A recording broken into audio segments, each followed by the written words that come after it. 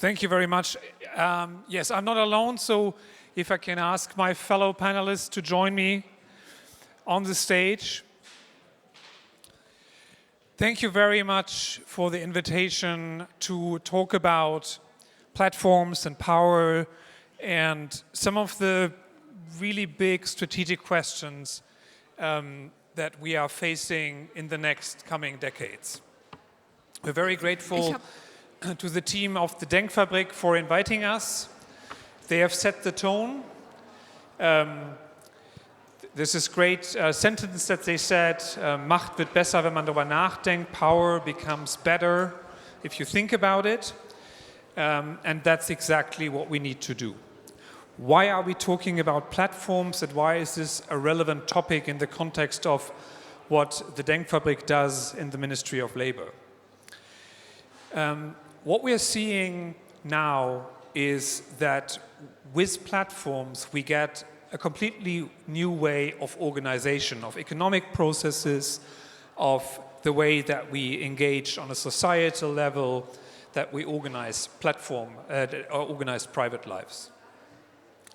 And we don't entirely understand what that does to us now. We have mechanisms in dealing with power and resource allocation mechanisms that are organized in companies or in bureaucracies and governments that have hierarchical structures. We also have experience in regulating and structuring and dealing with these questions in terms of how we regulate markets, hopefully very competitive markets. But now with platforms there is a new form of organization emerging. And the question we are asking is, do we actually have the right tools? Do we have the right concepts of dealing with this platform? Now, if you look back probably 5 to 10 years in this audience and in this discussion at Republica, I think most of us would have probably believed that with digitalization, power is going to dissolve. Power was not an issue in our discussions, right? We somehow, power as a structuring mechanism was dissolving because we would have the sharing economy, we would have self-organizing networks, we would have peer-to-peer interactions. And now 5 to 10 years on, we've learned that that is not the case. Power has made a really resurgent comeback. That we need to discuss and that we need to understand. I think all of us agree is that it's better to live in a world that is able to regulate power, that has a governance system, that deals with how resources are allocated, who gets access, and these type of questions. So this is an amazing panel to discuss this question with. And just to introduce the panel by the order that they will speak in the first round. We have with us John Zysman, who is probably known to many of us as somebody that has written with Martin Kenny one of the seminal papers on the platform economy. He's probably one of the people that also coined this term. And he has been around, at least in the neighboring room when the internet was founded. So he has a lot of the war stories from the early days and has monitored the way that these things developed for the last decades. Then we have Martin Schallbruch from ESMT, the Digital Society Institute, who is now one of the chairs of the commission set up by the German Ministry of Economics to look at competition issues in this new age and discussing, so what do we need to look at in terms of developing our competition framework. Helena Malikova from the DG Commission is one of the economists that is framing this discussion in dealing with platforms from Brussels, and one of the people supporting the Commissioner in a lot of the interesting cases dealing with these issues from a competition policy perspective.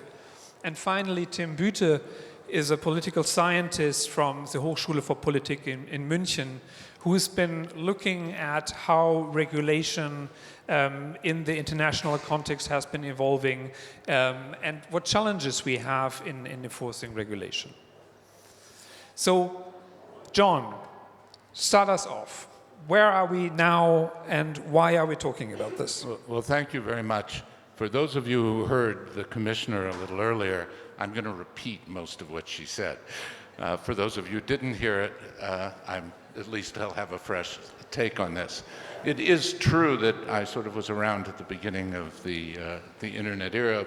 Berkeley was one of the early nodes. One of my buddies wrote SendMail when he was a sophomore in college as a game, quite literally. But I think it's important because those were the days when, in fact, the code word was information wants to be free. It's going to be the Wild West. And there was the well. Some of you, anybody know what the well was? There we are. That well was the first virtual community, a self-organizing activity that gave rise to this notion that power would, in some sense, dissolve. Now, that was 1985. Now, almost 35 years later, we're at the point at which we're facing a very different conversation. Because these platforms, in fact, that have emerged so rapidly and so powerfully, in fact become rule makers of the way in which the economy operates, rule makers about the way our societies and our politics are going to be played. And as a result, they are, if you want to put it this way, the regulators of the private regulators of the digital era. That, of course, opens the question of what should be public oversight of the private regulators. Once upon a time, when we believed information would want to be free, we didn't want regulators. Now suddenly we think we may need regulators in this completely different era. Now, it's all happened very quickly, particularly the emergence of platforms, and consequently the speed at which it's happened means that it's very difficult to define what we really think the problems are. And it makes it even harder, since it's hard to define the problems, to spell out what we really think the character of the solutions are. But since we can all acknowledge and see that these platforms have great power, it implicitly becomes a place to start the conversation that, in fact, maybe competition policy is an appropriate way into that conversation. But competition policy only addresses, at best, some parts of this, and competition policy obviously has an image of the perfect marketplace, not an issue about how social or political activity ought to be organized. So very quickly, I think that let's run through some of the, and not an exact list, but some of the characteristics of the internet digital platform era that the very excellent report that came out of the EU Commission recently, it's really, for those of you who are interested, the Kremer and Heike Schweitzer report is really quite superb. But what are the characteristics? Some include the fact that this is in many ways a winner-take-all economy, so that Google wins and then it's very hard to displace them. Does that matter? They're providing an enormous array of services, so then, in fact, what are the problems that we're, in fact, concerned with?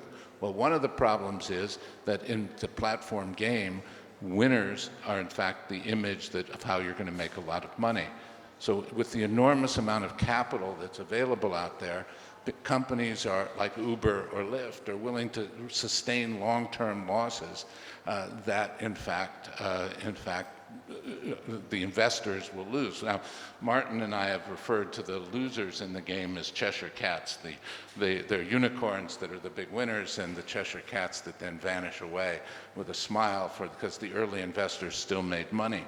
Do we care about any of that? Well, the question is, for a lot of these early platforms, they claim that what they're really doing is disrupting marketplaces in society. So the question is, if they're going to lose money disrupting the transport sector, there's no inherent reason why that's any good for society. And there's no inherent reason why in the long term that's going to be something that's good for consumers. In the short run, they're being subsidized by the investors, but in the longer run, that may not be a game that is either good for consumers or particularly sustainable. Their platforms are, in a sense, inherent ecosystems that are in fact self-contained. Therefore, as Martin has referred to them, many of the players in this are dependent entrepreneurs. You have the dominant platforms like Amazon, and you have the entrepreneurs who are trying to make a living within the rules that Amazon or Google or Facebook actually has set up. And all of it depends to a considerable extent on data.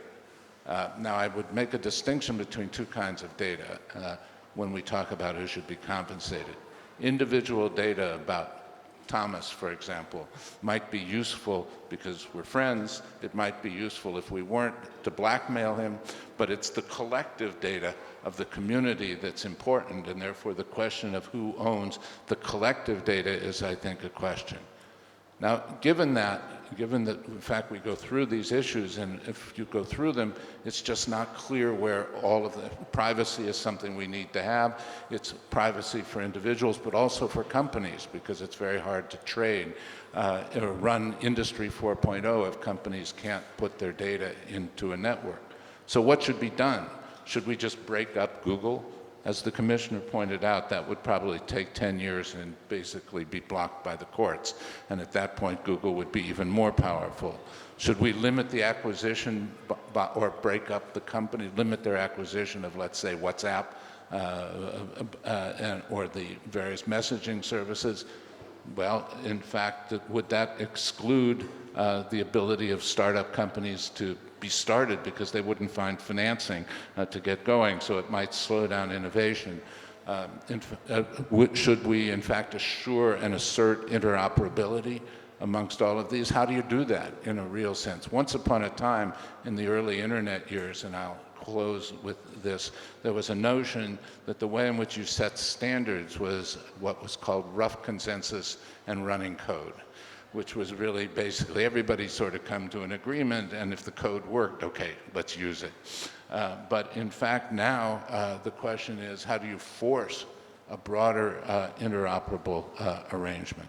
So we're back to the notion that these platforms and the power of these networks have changed the markets themselves, and in fact they've become private players. The private players are not just competitors in their own marketplaces, but they're regulators structuring the way markets and society operate.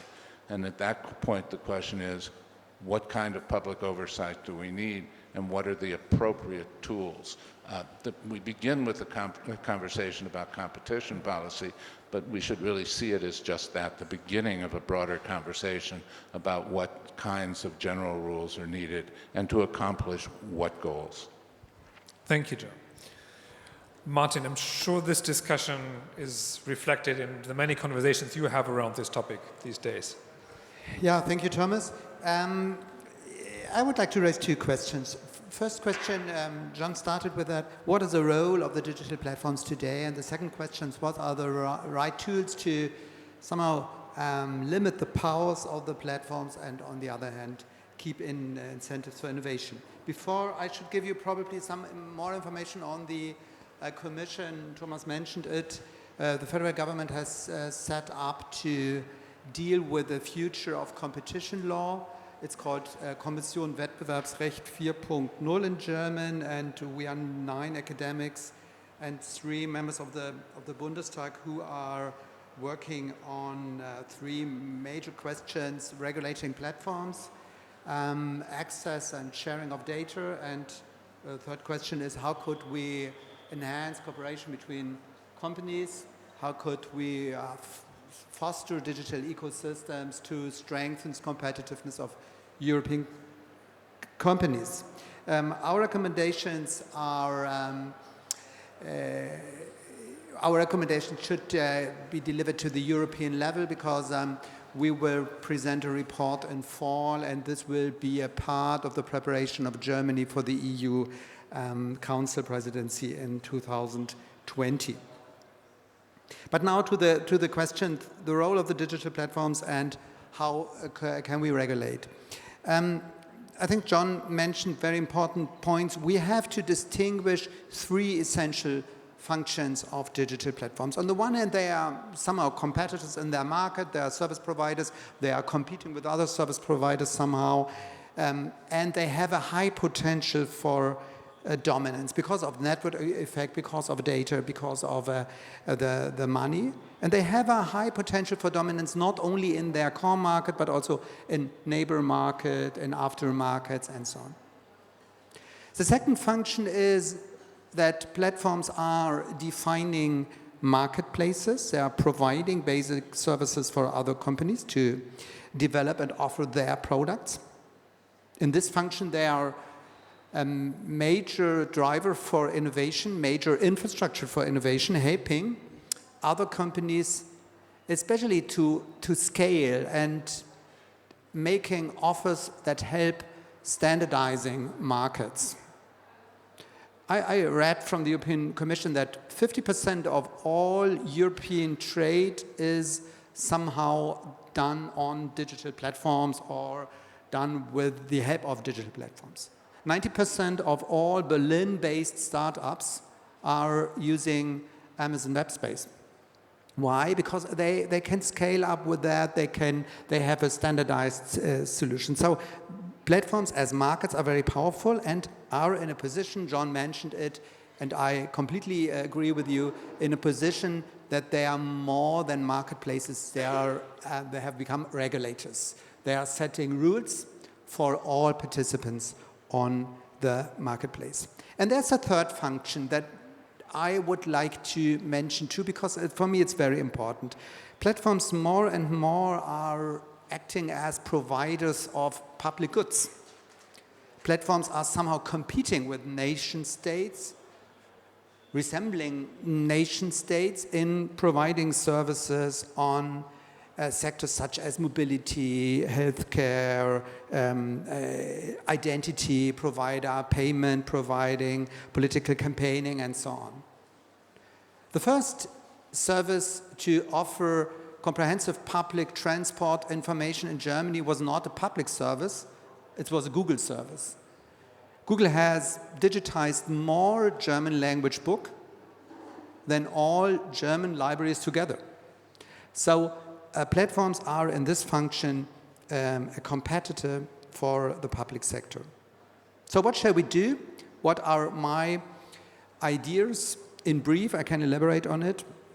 The first thing I would recommend is we should stop the regulatory rush in every area of law targeting platforms. We are targeting platforms with regulations since 2005 or 6 or 7. Now we have privacy regulation, we have security regulation, we have copyright regulation, we have such regulation, German specialties like NetzDG, we have the EU is doing some anti-terror regulation targeting platforms and so on. But we do not have an overall strategy for platform regulation, and I'm calling for such kind of overall strategy, and I totally agree with John that the question of data and data governance is one of the basic horizontal core question of such an overall strategy. What could be core elements of such an overall strategy? Just briefly, 3 ideas from my side. The first idea, at the beginning, I would try to find a public sector platform strategy as a starting point. What should be, you have raised the question, what should be publicly oversight? What is a public good? What is part of the government's responsibility in healthcare, in mobility, in education, in horizontal services such as identification, payment, and so on. With this strategy, we defined where the public services, what the public services are delivering or have to deliver, or what is under the oversight of the government, and where the market starts. And this definition is in a lot of sectors missing until now, and that also has effects on the question who has data about, for example, public services such as, or public regulated services such as energy supply, traffic, and so on. Second answer, I would call for an empowerment of consumers, empowering their sovereignty, reducing lock-in effects and helping consumers to decide. We have some instruments such as the GDPR's data portability rules, but we have to extend these instruments. It's a very weak instrument as we see it now. We need more decision possibilities for individuals over their data. We probably should open an access to user accounts of users at their platforms for other companies if the user wishes to do so. We have this in the Payment Service Directive in Europe for your bank account, and we could probably bring this to other sectors to just help consumers to act sovereign on platforms. And the third answer from my side is, of course, we have to sharpen competition law. I do not call for breaking down Google or splitting it up or something. I call for more obligations for dominant platforms to ensure, on the one hand, fair markets within the platforms. We need more transparency. We need more rules that call for market-dominant platforms to organize fair practice, such as no self-preferencing. And we have to, from my perspective, to open market-dominant platforms in terms of interoperability, interconnection, and data access for other companies to make other companies and to make the consumer bring them in a better position to work with platforms and use the results of the platforms. So these are the answers from my side. Thank you. Thank you, Martin. Helena, you are part of this discussion really at the forefront. The EU Commission is globally watched as somebody who is taking up the fight. How does that feel, and what's your experiences? So, in respect of the EU being the kind of the strong watchdog in the global landscape these days, I would just make one point, and it's a question more than a point. Is this in absolute terms? Did we become tougher? Or is it in relative terms compared to the US, where maybe there was a bit of less forceful will to follow up certain cases and certain companies? I would like to actually really talk about the core of our discussion today, which is meant to be eyes on the price. And I wonder actually if in Brussels and Washington, D.C., we do not have our eyes on the price a little bit too much. Let me explain. Price with a C, as in price of your coffee or price of your phone subscription. There is also the other version of eyes on the price, which is spelled out with a Z, the bigger objective. In Brussels these days, we like to look at the C version, prices. Why is that? First of all, it's not so easy to say what's the bigger goal of competition policy in practicable terms. So it's maybe easy to fall back on just let's keep an eye on prices. Let's make sure that prices don't increase. For the little story, where did this start?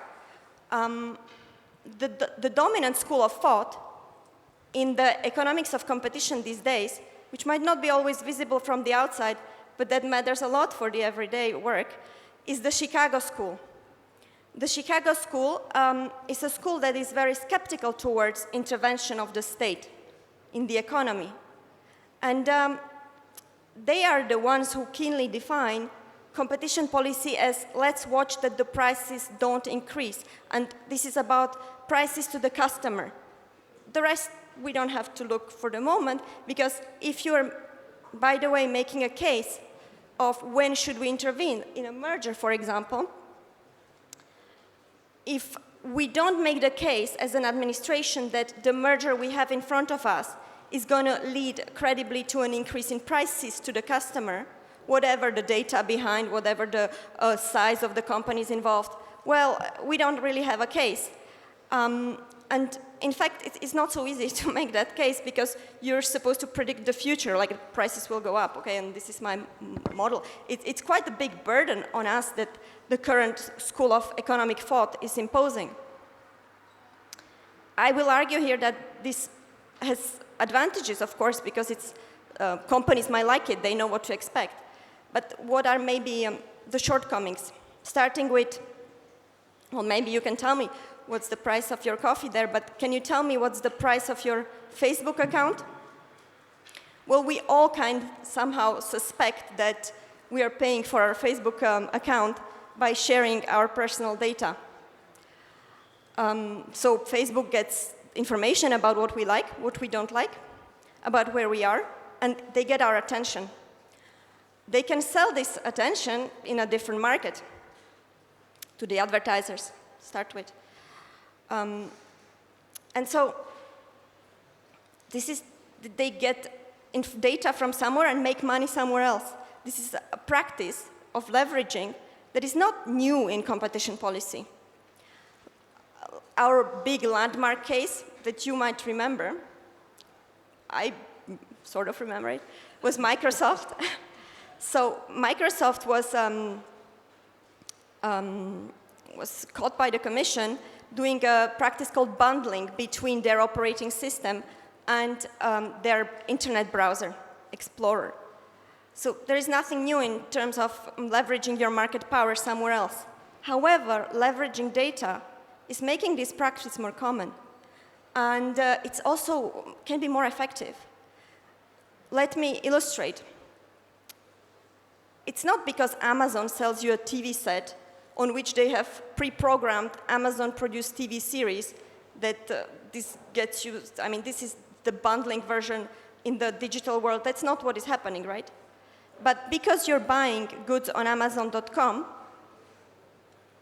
Amazon is better placed to know how to design their TV series produced by them in a very different market. And without leveraging directly their market power in the individual product, they can better target you with the TV series they want to show to you. So how can we capture that? Because it's not about the price. Well, some have been thinking of maybe looking at profits. Because eventually we are trying to add somehow apples and oranges. The effects of prices and the effects of data. So maybe we can add the value that the companies extract from their products and services with the value they're able to extract from the use of data. Ultimately, this is the figures they're showing to their shareholders, and the shareholders are calling the shots. There are some reservations about companies being pre-profit and etc. I don't think there is yet an answer to that question of how to measure market power in this digital era.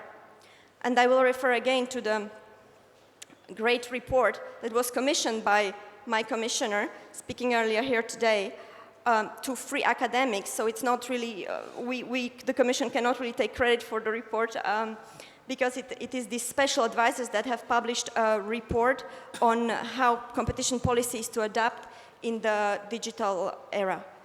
And I think there are great ideas in that report. I'm concerned today that we make sure that we take forward some of the findings and some of the messages. Thank you. Tim.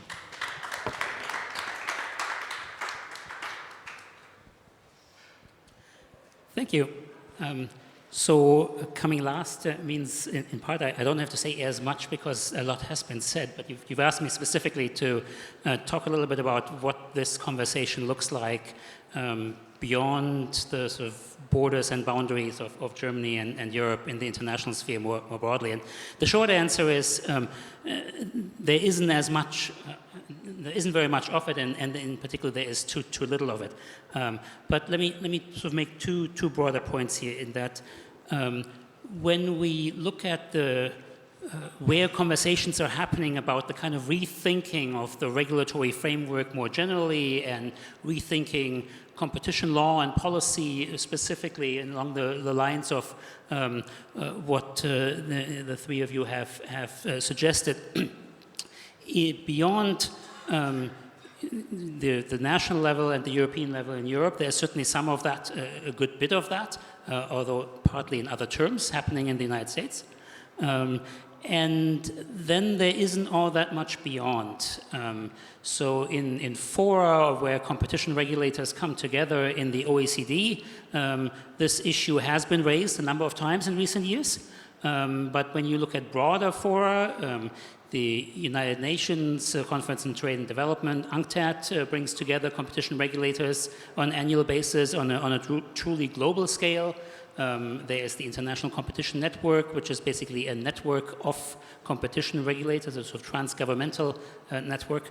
You don't see these topics being brought up with any prominence, and there's no sustained dialogue on this. And I think that there are some good reasons for that, in that sort of being concerned about the downsides of these fast-paced technological developments and specifically platform economies is something that I think is not being perceived for understandable reasons in some parts of the world. If you look at the development of basically sort of mass telecommunication infrastructure in Africa, which only a few years ago simply wasn't there. Now it exists in very large parts of that continent, and that's been made possible by technological developments. If you are suddenly being enabled to do all kinds of things, including communicate across beyond the local sphere, you might be more focused on the benefits than being focused on the downsides and risks. Maybe a more pertinent example, in fact, is the development of financial intermediation. Again, as a mass phenomenon, not something that's exclusively available to the privileged few in urban settings. Here in many developing countries, but particularly strikingly in large parts of Africa, that's now there. It wasn't there only a few years ago. And that is in substantial part platform-based. But beyond that, there's also the issue of expertise.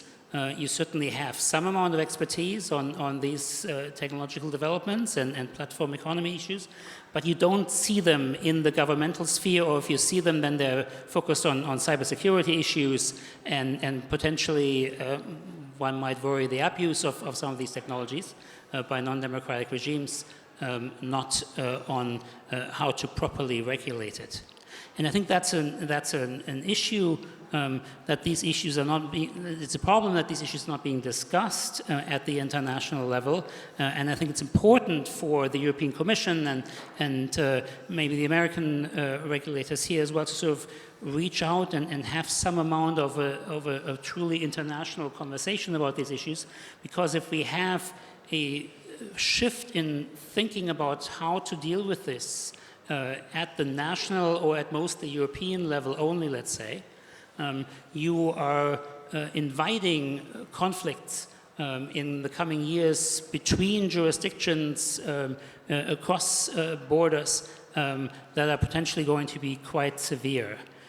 One of the projects I've been doing in recent years with a sizable team of social scientists across multiple disciplines is to code half a century worth of antitrust enforcement actions by the US Department of Justice. It's about 4,000 cases that they've pursued from about 1960 through 2010, 2012. And we see a striking pattern here in that through the 1960s, 70s, 80s, there were often transnational components to violations of US competition law, US antitrust law, but they weren't actually pursued. They just left them aside and they were sort of content with dealing with competition law violations and competition policy issues essentially at the national level. So you had about 3.5% or so of companies and individuals that were targeted by these law enforcement actions be non-US citizens. And then suddenly in the 1990s, this goes through the roof, and in the first decade of the 2000s, we're looking at something like 25% of respondents, that is, companies and individuals that are targeted by US law enforcement in this regulatory sphere, be actually non-US based or non-US citizens. And we see this more generally. I think that competition law is being enforced, certainly in Europe to some extent as well, and in some other parts of the world, in a so-called extraterritorial fashion. That is, you're trying to make your rules actually stick to economic actors, to individuals beyond the borders of the country as well. But since, and that's important probably in this sphere, even more so than it was in the more traditional economy, because inherently platform economy, platforms are very often, at least, not all of them, but very often operating far beyond the borders of any particular jurisdiction. But then if there's a completely different approach that drives the behavior of regulators in different jurisdictions, you are looking for clashes, you're looking for, and you can expect conflicts on this basis. So it's, I think, really important that we have more of an international conversation about this. Thank you very much. You can already think about questions or comments you want to make, because we want to open up it relatively quickly. There's going to be a microphone as well. If you allow me to ask the first question, is that all right? And then, thank you very much. So, not quite unexpectedly, all of you talked about platforms as an issue to be dealt with. I think we all agree on the impact it has on power. But the question that we are asking in this panel is, so does that actually mean that we have the eyes on the prize with a Z and not a C? One way of dealing with this is just simply saying, there is a new form of power emerging. I don't want it because it causes a problem, so I want to dissemble it. This is the antitrust classic approach to just destroying something that is powerful. Do you actually think that would be, is that a realistic way? Is there, will this phenomenon go away, or will it stay with us? And if it doesn't, how about and what should be the components of, I think what Martin, you are saying, of this comprehensive approach? So what's the starting point for that? What's the kind of policy model that we should take up? Feel free to pick up the phone, the microphones, if you like to answer. I will be very nerdy, if I may, and actually address Tim's nerdy is question fine in a in very this defensive, context. defend my institution. And then the bigger question, I think I can leave to you guys. So, about jurisdiction. I think it's important to see that jurisdiction does not follow the flag you're carrying. So, and that makes sense because the European Commission cannot oversee Nokia, but not oversee Apple and Samsung. So I think that we cannot see jurisdiction in this a bit old-fashioned way where a company is somehow associated with the member states where its historical origins are or his current headquarters. I think that is very important because I would like to then also talk about the cooperation. I don't necessarily work in this area about dealing with the US these days, but as much as we have a good cooperation at a technical level, these questions require also political decisions about where we stand on the power of platforms. That's not our technicians' kind of assessment of the situation, and therefore I think it requires a dialogue with the current US administration. I've been dealing with the Apple case that was still under the Obama administration. I don't think that was necessarily much easier because there was certainly the Democratic government was interested in also, I think, at least making sure that the rights of their companies are heard and their voices are heard, and it was not necessarily easier.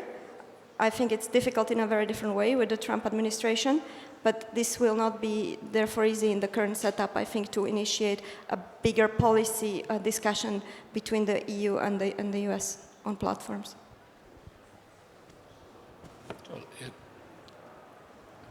I think that this notion that Helena's raised, the price versus prize, is a very good way of looking at this, because I think there are two aspects here. One is the extent to which the real power and profits of these companies are not determined by the most visible of prices, but oftentimes by the profits extracted out of the data, and in a variety of related functions, which comes to the question of how do you manage the rules that they're creating? What are the appropriate, broader debate, the appropriate roles for public governance of these private regulators? That, of course, then comes to the other part of the issue that I think you correctly emphasized, which is that currently competition policy is focused narrowly on consumer prices. And therefore, the broader question is how do we define the set of concerns that we have, whether it be privacy, whether it be abuse of data, and take them as a set and start to ask the question of how do we sort of rethink the role of the relation between the public and private sector when the private sector is playing a role that the public sector thought it had all to itself. One thing I would emphasize is that in the current environment, I think the debates in Europe are likely to be very productive in shifting that focus. I don't think that's going to come out of the American debate. It's certainly not going to come out of the Japanese debate. So it is certainly part of the reason why Thomas and I and others have in fact wanted to engage sort of an American-European dialogue outside of the conventional channels around this, to start all over, as it were, and rethink what are benefits, because there are benefits to this, and brushing past the benefits, as you said, Tim, is, I think, foolish, because the benefits are quite real. The consequences are as well, and how to find the new and appropriate balances is the real question. European leadership can, in fact, have a huge impact on all of this. I think we have a starting international discussion about platforms and competition.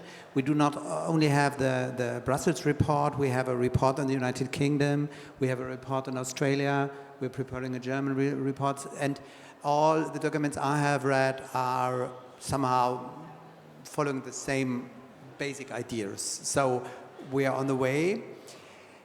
And your question, Thomas, is you said everything about price and what is a criterion for consumer welfare and so on. But I would like to once again add the question of what do we really need? Which kind of service and which kind of data do we need in terms of consumer welfare, in terms of public goods? And this discussion is somehow missing. We are having discussions about every single industry, what is an important industry, and ship makers industry. We have discussions about the future of healthcare industry and so on, but we do not really have a discussion about what kind of platform industry do we want to have. We have no constant dialogue between platform operators and governments on the requirements we have as a society. I have to tell a small wartime story because I mentioned to you, more than 30 years ago, I had the chance to work in this building here because I was studying here in Berlin, and this building was part of the whole facilities was a central logistics center of postal service for sorting parcels. The center for the whole Western Berlin. And after that, and now it's this convention center, but after that, the parcel service was liberalized, and we have now a group of parcel services. But we have had the discussion, what do we want a parcel service is? So we want to deliver to every address, we want to have some kind of a regulated fees and so on. And we have now ongoing discussions about parcel services and congestion in street and about the payment for the workers at the parcel service. So we define somehow our approach to this basic need. And we do not have a similar discussion to platforms. And you said, Helena, what is the price of your Facebook account? If I would define just an example, I would define privacy enhanced social media account as some kind of basic service and give every platform company the chance to implement it. Facebook maybe would implement some kind of Facebook Plus account and would charge me $20 a month for that, probably. But it's privacy enhanced, I do not sell my data if I use this account and so on. That would be the way I would like to introduce discussion about the basic needs we have in terms of platform services. Thank you very much. Your question, please. The point that I learned from these discussions and my own experience is economy is not a fair playground. Economy is a jungle. We have a very, very big dinosaurs, dangerous dinosaurs. We have medium dinosaurs, European dinosaurs, that sometimes even hit the border to criminal action.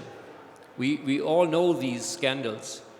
We have little mice and we have little animals like us, and we cannot do very much against them.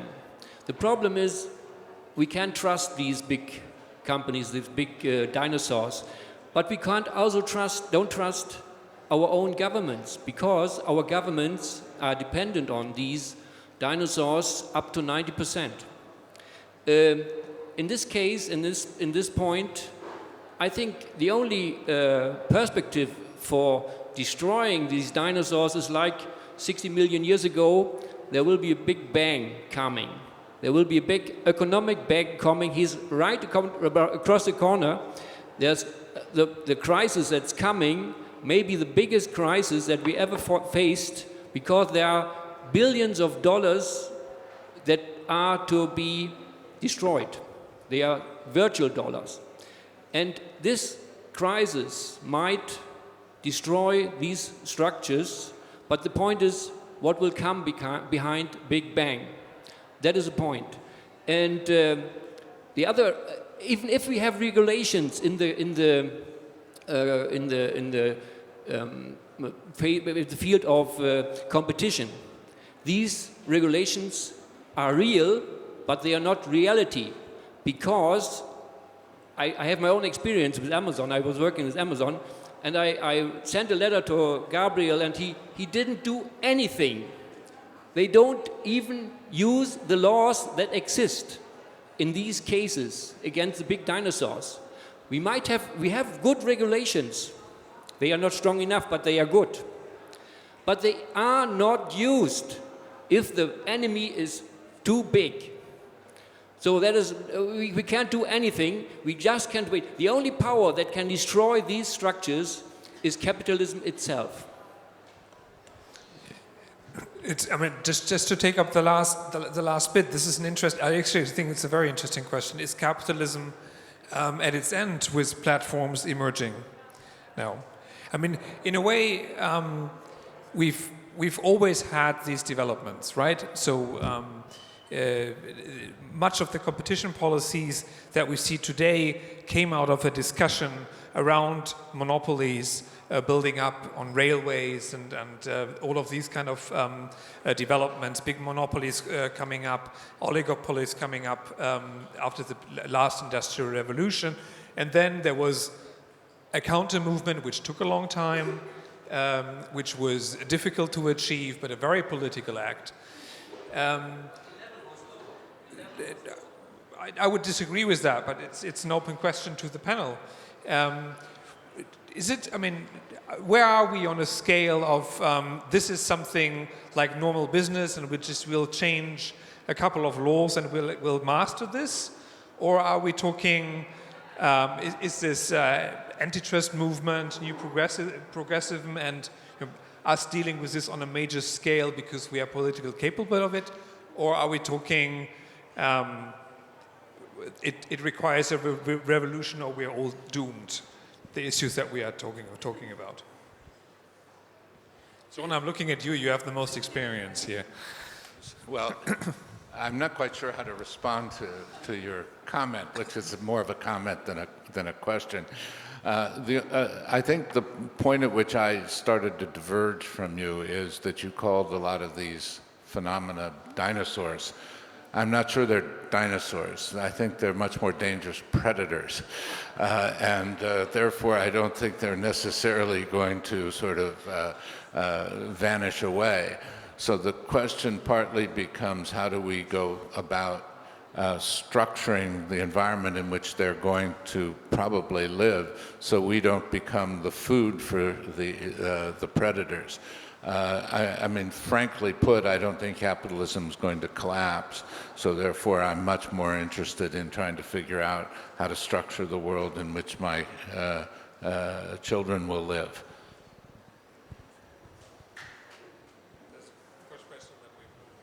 My name's Stefan Herwig. I've also looked a little bit at the platform economy, and I'm a little bit surprised about the status quo of the discussion. For instance, the German Ministry of Economics issued they have a chair or an advisory board for the platform economy, and they basically said, yeah, we're going to beef up antitrust law, we're going to beef up competition law, and then that's that. We're going to solve the problems with that. So I personally looked at it, and I think much more important than antitrust and competition law is actually the notion of market failure, right? I mean, like, obviously, the abuse of market power can bring markets to fail, but there's other market failure issues. And I think that the rise of the different platforms all have something in common, right? And I've looked at, for instance, external effects. I've looked at asymmetric information, and I can see, for instance, that there's so strong information asymmetries in the markets, especially when it comes to data and the use of our data, that it even goes to what economists call adverse selection, right? And so I looked at it, and I think that maybe when you look at the platform economy, competition policy issues are maybe 30% of the problem. Market failure, neighboring problems of competition law are actually 70% of the problem, and they haven't been addressed. And I think it's that not the DG Competition, I think DG Competition did a great job, but I think other commissionaries have been asleep at the wheel for the best part of the last 15 years. So I would like to hear your take on it, because I'm very surprised that the notion of market failure has not been raised more prominently. I think that the European Commission, for instance, said, okay, we're going to do a digital single market, but they were more focused on harmonizing the market than focusing on the main question is, are we creating a functioning market in the first place, which leads to more added value, or are we creating a harmonized failing market, which is what we've done in the last 15 years? So I would like to hear your comment on it. Yeah. There was another question up here, then we have several questions. I have a very quick question, mostly for John. I still have a well account.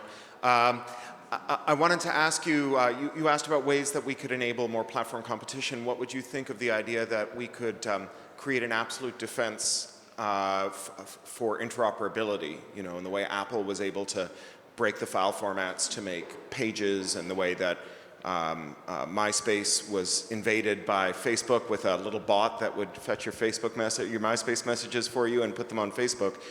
Can we clear the thicket of terms of service, anti-circumvention, tortious interference, trade secrecy, to allow new entrants to raid the stores of wealth in the old ones?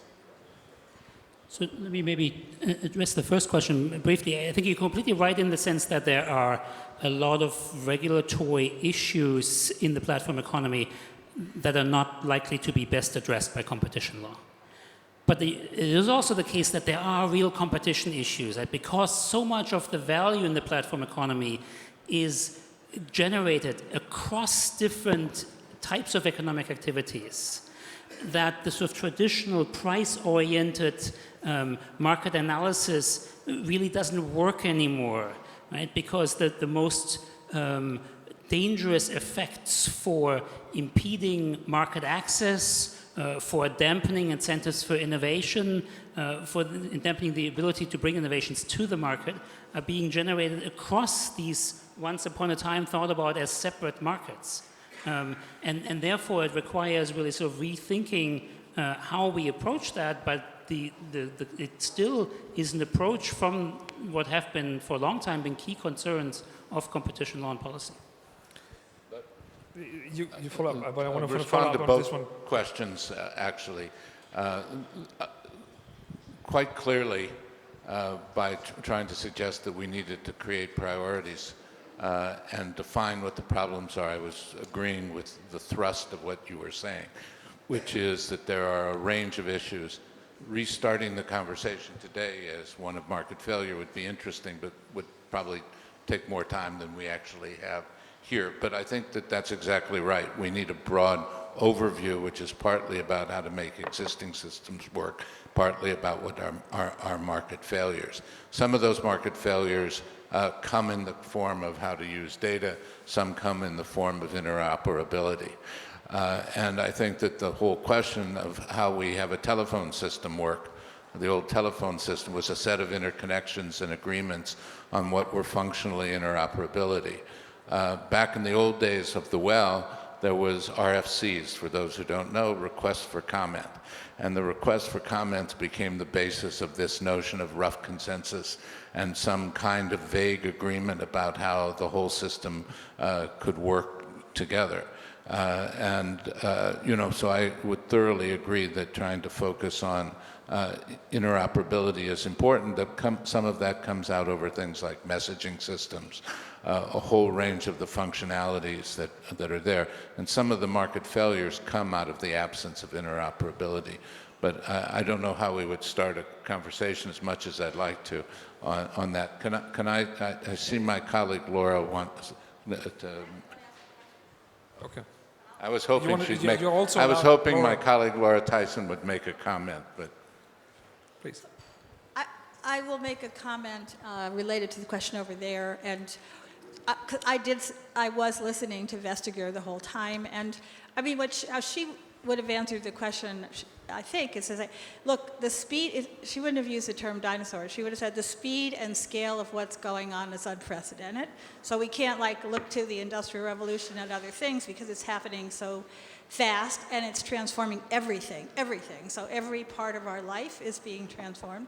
And then the second thing is we actually don't have enough resources for either competition authorities or other regulatory authorities to keep pace with this. So she was making the point that yes, we do need different kinds of regulation. We need different kinds for different problems. Competition policy isn't everything. It's moving very fast and we don't have adequate resources. My question was going to be, we're talking about platforms in general here, but these platforms they're doing different things to some extent. Google is an information supplying company. Amazon is largely a logistics. That's what it was initially in any event. Facebook is social media. Microsoft is something else. I think in thinking about what are the challenges of the platform economy, we actually have to think about what the platforms themselves are providing. Because I'm not a Chicago school person at all. I think that's a great analogy, and I think it's infiltrated the way we think about antitrust in the United States. But I do believe that when we're thinking about regulating behavior on platforms, we need to think about the costs of doing that and the benefits. And the benefits and the costs are probably different on different platforms because the platforms are doing different things. So I just want to put that there, that it's not a single platform. Okay. Thank you, and I wanted to follow up with this with a question as well. Even a platform that does something like organizing click workers or Uber has two sides. There is the benefit to the person who uses the service, which is expressed in a price with a C and a service quality of some form. And then there is the other customer side, that are the drivers supplying their labor and capital to the platform.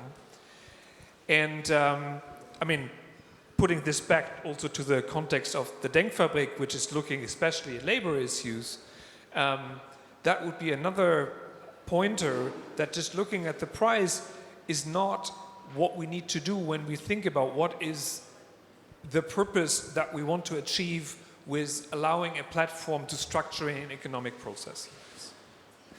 So this is this I think is where we are heading, and many of the comments you made and many of the comments just now from the audience are pointing in this direction. I think we all seem to be clear that it's not competition policy alone that will allow us to pursue the public policy goals that we are trying to achieve. But in itself, that's a pretty significant statement, because we only have competition policy as an institution. There is not a DG platform or a DG public policy goal. There should be, probably. That was my question. Please elaborate, Martin.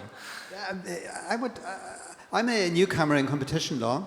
I have a lot of experience with regulation, doing regulation in government and so on, but I'm a newcomer in competition law. And of course, I have learned over the last half year I'm within the Commission that there is a market failure. And of course, we can sharpen competition law, such as taking data as a stronger criteria for power, or defining some kind of intermediary power and so on. So we can do something in competition law, but we have the problem of, Laura taught it, speed and scale. And I learned that just in competition law, before we do any decisions, we are doing a 3-year investigation of the relevant market. And after the 3 years, the relevant market has changed completely. So what we have to look at, I'm kidding a little bit, what we have to do is we have to think about horizontal regulatory instruments that help in the future. And one of those instruments is, of course, interoperability, in defining interoperability obligations by regulation, not by competition law, by regulation. Second, we have to raise consumer power. I mentioned the example from the financial sector. We had a decision, it was competition policy, we had a decision, we want to open markets of bank account for bank competitors, for new services, and we decided to open the bank accounts. And now the consumer has a decision to work with the bank online or work with some payment service provider. And a third aspect, and that was your last point, we have to define some kind of permanent oversight. Permanent oversight over the operation of platforms. We have a lot of bodies overseeing platforms now from their perspective, such as media regulators or some police authorities or competition authorities. But we do not have a permanent oversight. How is other platforms market worked? What different services do we have? What market shares do we have? What interoperability standards do they meet? What data do they have, and so on. And I think we need such kind of help for all the regulatory bodies we have in place. Probably an agency who is doing this for all as a supporter. May I Helena, quickly on this point? So I think that one can tell that this discussion is taking place in Berlin and not in the US, because what we are discussing is basically you're calling for more regulation, right? And No. I mean, I think this is an important statement because there is a lot of resistance in this area. And I want to say that the Commission does have, in fact, something that became effectively a DG platform, which is the DG Connect. And they do have a lot of discussions going on, legislative proposals. To the comment, in fact, about the inaction of other commissioners, I mean, my commissioner is quite a star. And to the dinosaur comment, I think we have been taking on huge, big companies, American and European. Sometimes it didn't work out well with the national governments always, they were not always happy with that. So I don't think that we are to that extent captured yet, or at least we are not. But so there has been a lot of legislative proposals being done from the other parts of the Commission, which from the US perspective sound like going very far, and I mean the GDPR.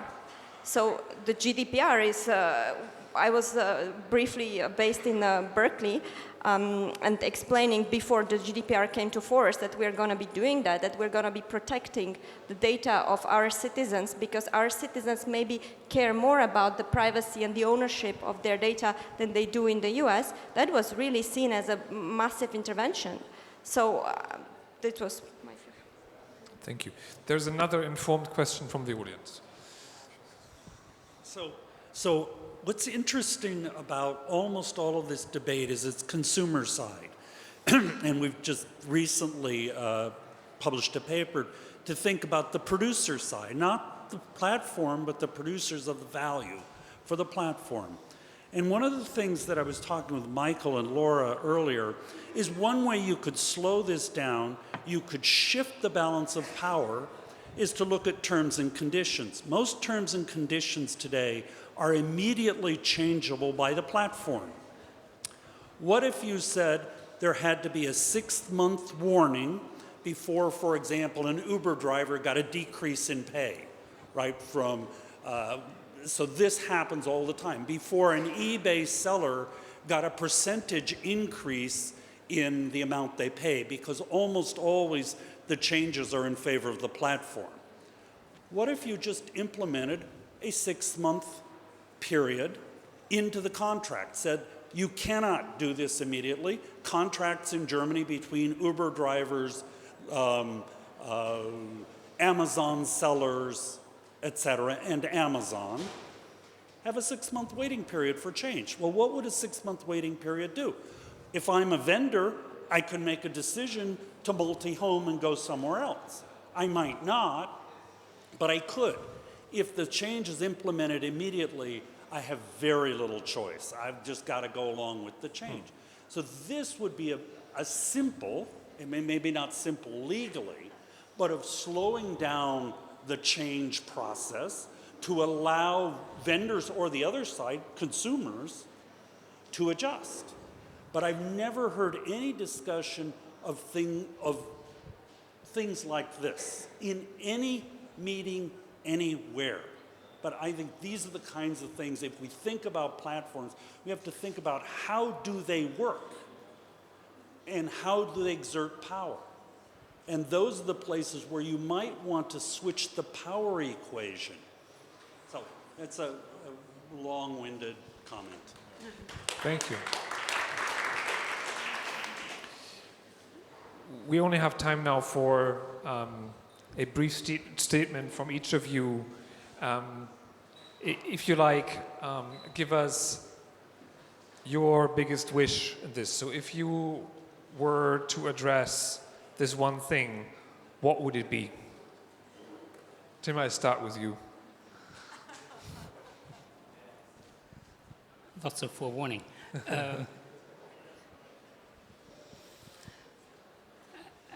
I think my biggest wish would be for sort of an openness of dialogue about what the regulatory goals are and how we can achieve them. I think often there's just too little understanding of the technological changes that are underlying this to be able to really fruitfully search for solutions, and maybe that's one reason why proposals like the one that Martin just mentioned aren't on the table often.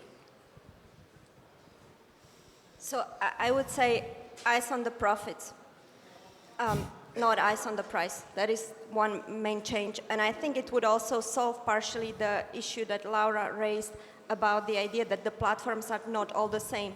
But when they compete for capitals, they often eventually manage to add up their differences to kind of show and advertise themselves. A very brief comment to Martin. You might want to look at the Bundeskartellamt decision on Facebook. I don't want to cheer for another administration, but that is where, for the first time, to my knowledge, the conditions of use have been discussed. They have a different legal basis than we do. I think that we can sort of take the notion that there's variety in the platforms and the need for general rules by saying we should be looking at the individual cases and asking what solutions can be found at a horizontal basis. That, in fact, the individual cases suggest particular kinds of common problems suggest particular kinds of solutions. And in fact, there may be a necessity for dealing with things in particular sectors in which they are then sector problems. So first, individual cases suggest horizontal solutions or suggest solutions for a sector. The last thing that I would suggest is, if I had one wish, is there's an enormous EU pressure at the moment to have an AI observatory. And AI, in fact, is simply one tool in the platform box. And I think it's a mistaken emphasis to simply focus on individual tools rather than the platform as a whole. And I would want to see that discussion and that weight turn toward how do we have a broader discussion of platforms rather than just those particular tools. But that's a separate conversation. Thank you. Martin. Yesterday here at Republica, I was given this postcard. Don't give yourself to Google. And if you look at the recommendations on the backside of the postcard, it's very difficult. OpenStreetMap installation, Firefox plugins, Tor project, a new mailbox provider, and so on. The most people won't manage to do that. So my priority would be help the people to act sovereignly as a sovereign and open their user accounts. Let them take their data to other providers. Let them decide to open their user account for other companies. Thank you very much. Thank you for participating in this discussion. Thanks to the Denkfabrik for inviting us. We have our work cut out. Let's do this. Thank you.